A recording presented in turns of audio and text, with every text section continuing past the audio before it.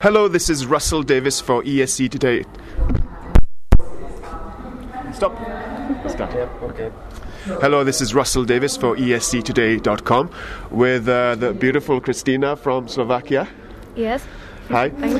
And first of all, I have to say your dress is amazing. Can you please stand up so we can have a proper look at the outfit, please? Wow, it's really, really beautiful. Thanks. So, who made that outfit? Did somebody make it especially for your song? Kto ti to vyrábal? Vyrábala mi to Adriana Adamiková, navrhárka a kostýmerka. The costume designer made it, Adriana Adamikova from Slovakia. And she designed not only her, but all the dancers as well. Yes. The costumes. So do you have just one, or do you have maybe 3 or 4 you can wear for the show?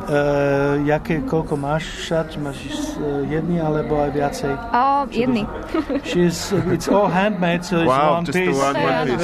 Very precious. The diamonds are real? Yes? No. Yes. No. So, can you tell me about your song? What is it about? Niečo o pesničke, o čom to je? Pesnička o hre Hronie. The song Hore Hronie is about the beautiful nature that we have in Slovakia. It's a part in Slovakia between two cities, Banská Bystrica and Brezno, and there's a river called Hron, and it's down under the mountains of Slovak, as you know, maybe High Tatras and the Low Tatras, and it's on the Low Tatras. So it's about the nature there, about green color, like the dress. yeah, Yes. the pureness of the nature and the rivers and all that.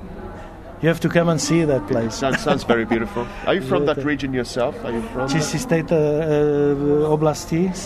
Nie som. To je vlastne stred Slovenska, ja som z východu. Middle, and she's from the east part of Slovakia. But it's not far. No.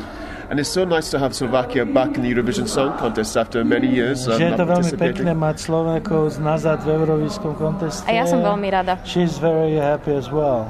And I think this is the best song from Slovakia ever in the song contest. Not just me, but the fans are saying that. So maybe it'd be very nice for you in the final. What are you expecting? Si myslíš, že nie len jeho názor, ale všetkých názor, a z toho sú aj tí fanúškovia, že to je najkrajšia a najlepšia pesnička, ktorá bola doteraz v Eurovízii, a že čo si o tom myslíš? Strašne sa teším, že sa im to páči. Je to pre mňa až také až neuveriteľné. It's unbelievable for her at the time, you know. A ja verím, že to dopadne všetko dobre. And she believes that it will be well done at the end. A že sa im to teda bude páčiť aj and that everybody would like it after. Now, your performance is very interesting because a lot of dancing behind you, and at one stage you are lifted up by the guys as you're singing. Je veľmi zaujímavé tvoje vystúpenie, lebo na jednej strane tam aj chlapci vyťahujú hore. Áno, vyťahujú, pretože je tam Hankina časť. Her because it's Hanka, the vocalist, it's her part there. A spieva tam duchovný spev a ja akože ma dvíhajú k nebu.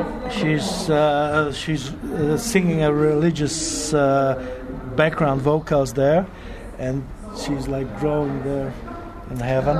Do you get a bit scared when the guys are lifting you up? Či sa bojíš, keď ťa chlapci dvíhajú? Nie, nemám. No, she's not scared. No.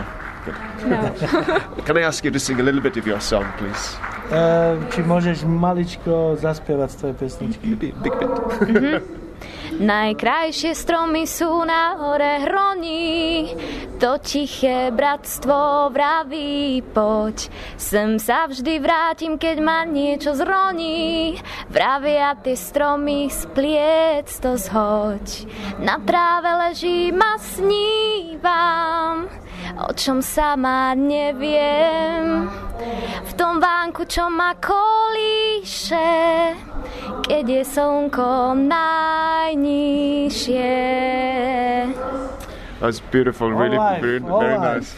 And thank you very much and best of luck in the contest. Thank you. Veľa šťastia v konteste. Thank you.